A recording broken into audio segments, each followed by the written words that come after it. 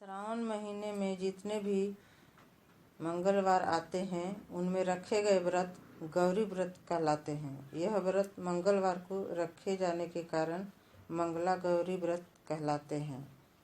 विधान: सुबह नहा धोकर एक चौकी पर सफ़ेद तथा लाल कपड़ा बिछाना चाहिए। सफ़ेद कपड़े पर चावल से 9 ग्रह बनाते हैं तथा लाल कपड़े पर गेहूं से षोडश माता बनाते हैं।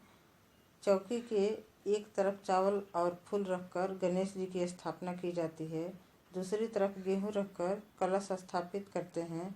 कलश में जल रखते हैं। आटा का चौमुखी दीपक बनाकर 16-16 तार की 4 बत्तियां डालकर जलाते हैं। सबसे पहले गणेश जी का पूजन करते हैं। पूजन करके जल, रोली, मौली, चंदन, सिंदूर, सुपारी, लौंग, पान, चावल, फूल, इलायची, बेलपत्र, मेवा और दक्षिणा चढ़ाते हैं। इसके बाद कलश का पूजन भी गणेश पूजन की तरह किया जाता है। फिर 9 ग्रह तथा षोडश माता की पूजा करके सारा चढ़ावा ब्राह्मण को दे देते हैं। इसके बाद मिट्टी की मंगला गौरी बनाकर उन्हें जल, दूध, दही इत्यादि से स्नान कराकर वस्त्र पहनाकर रोली, चंदन, सिंदूर, मेहंदी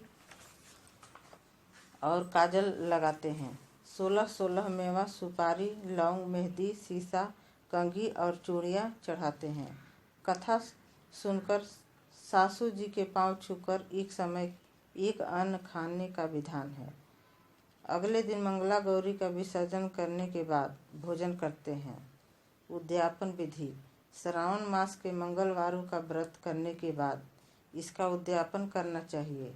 उद्यापन में खाना वर्जित है। मेहंदी लगाकर पूजा करनी चाहिए। पूजा 4 ब्राह्मणों से करानी चाहिए। एक चौकी के 4 कोनों पर केले के 4 पत्ता लगाकर मंडप पर एक ओढ़नी बांधनी चाहिए। कलश पर कटोरी रखकर उसमें मंगला गौरी की स्थापना करनी चाहिए। हवन के उपरांत कथा सुनकर आरती करनी चाहिए। चांदी के बर्तन में आटे के 16 लड्डू, रुपया और साड़ी ससुर जी को देकर उनके पैर छूने चाहिए। पूजा कराने वाले पंडितों को भी भोजन कराकर धोती अंगोछा देना चाहिए।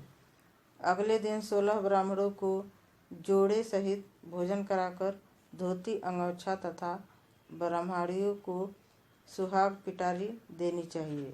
सुहाग पिटारी में सुहाग का सामान और साड़ी होता है। इतना सब करने के बाद स्वयं भोजन करना चाहिए। इस प्रकार करने से मंगला गौरी का पूजन व्रत पूरा हो जाता है। नमस्कार।